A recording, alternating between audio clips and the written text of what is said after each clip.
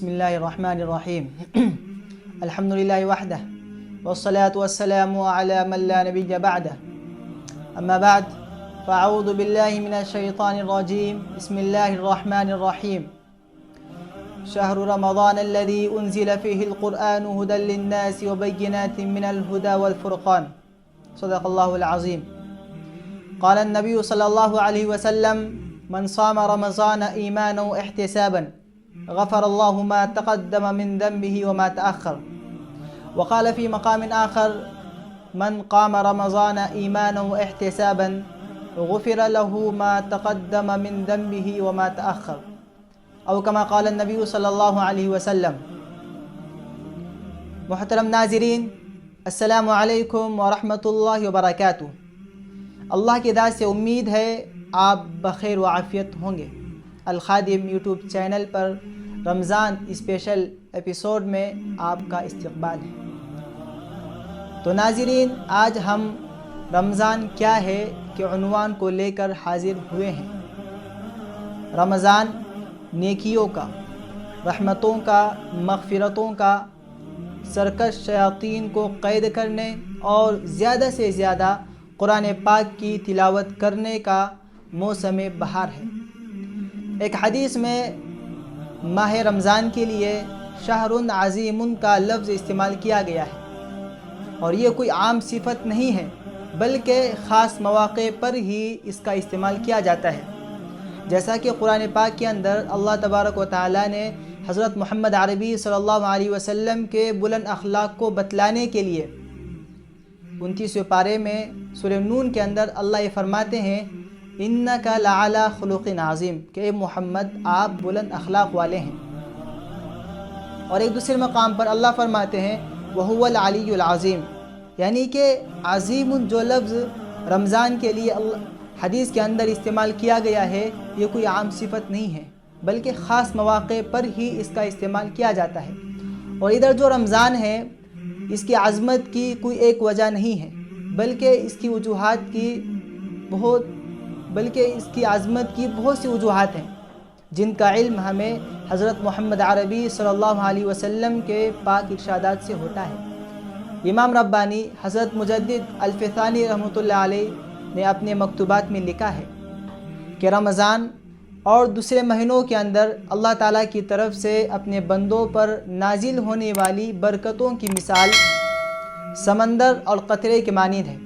یعنی جو برکتیں اللہ تعالیٰ کی طرف سے رمضان کے مہینے میں اپنے بندے پر نازل ہوتی ہیں ان کی مثال سمندر کی مانند ہے، اور جو برکتیں اللہ تعالیٰ کی طرف سے اپنے بندے پر رمضان کے علاوہ دوسرے مہینوں کے اندر نازل ہوتی ہیں ان کی مثال قطرے کی مانند ہے. جو شخص رمضان کے مہینے میں روزے رکھتا ہے اور ایمان کے ساتھ اور اللہ تعالیٰ سے ثواب کی امید کے ساتھ روزے رکھتا ہے تو اللہ تبارک و تعالیٰ اس کے اگلے پچھلے گناہ معاف کر دیتا ہے.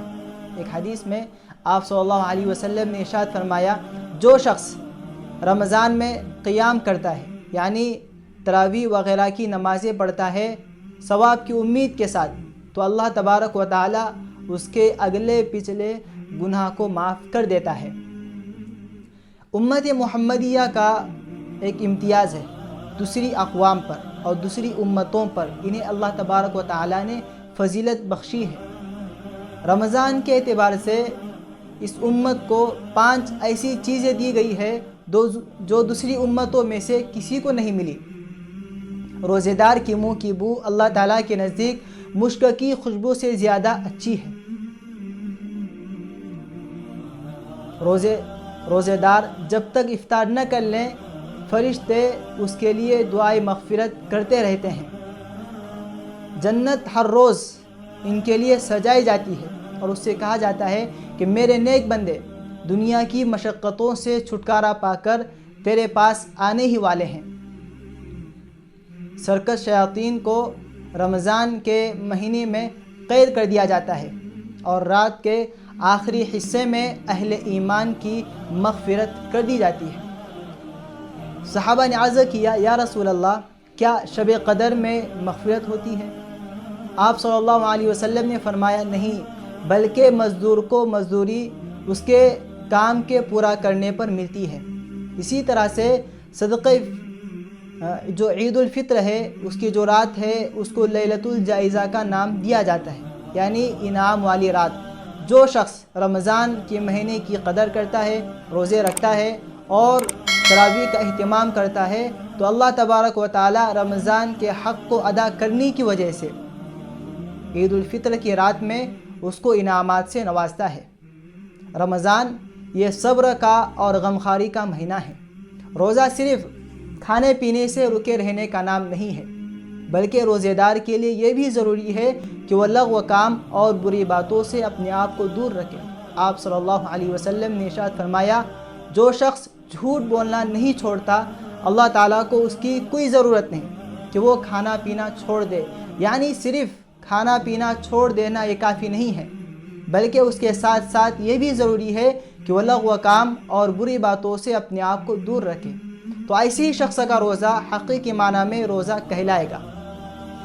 اگر رمضان کے مہینے میں کوئی روزے سے ہے اور اس طرح کے بندے سے کوئی شخص آ کر جھگڑا کرنا چاہے تو آپ اس سے یہ کہہ دو کہ میں روزے سے ہوں۔ تو ناظرین، یہ رمضان ہے جو ہم سے یہ کہتا ہے کہ مجھے روزے سے آباد کرو۔ جو شخص تراویح اور دوسری نمازوں کا اہتمام کرتا ہے مجھے اس پر خوب پیار آتا ہے، بلکہ مجھے اس پر رشک بھی آتا ہے کہ جنت کی حوریں ان کے لیے سجائی جاتی ہے اور وہ جنت کی کھڑکیوں سے انہیں جھانک کر دیکھتی ہے۔ میری عظمت کا کیا کہنا کہ سرکش شیاطین کو قید کر دیا جاتا ہے۔ رمضان کا جو مہینہ ہوتا ہے یہ بابرکت اور رحمتوں کا، برکتوں کا اللہ تعالیٰ کی طرف سے اس میں خاص کر نزول ہوتا ہے۔ اللہ تبارک و تعالیٰ نفل نماز پر فرض نماز کا ثواب اور ایک فرض پر 70 کا ثواب اس ماہ مبارک کے اندر عطا فرماتے ہیں۔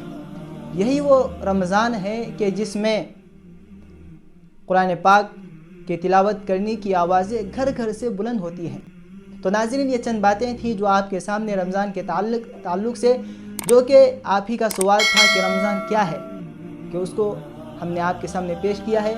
تو آج کے لیے بس اتنا ہی، آئندہ کے لیے آپ ہمیں موقع دیجیے۔ السلام علیکم ورحمۃ اللہ وبرکاتہ۔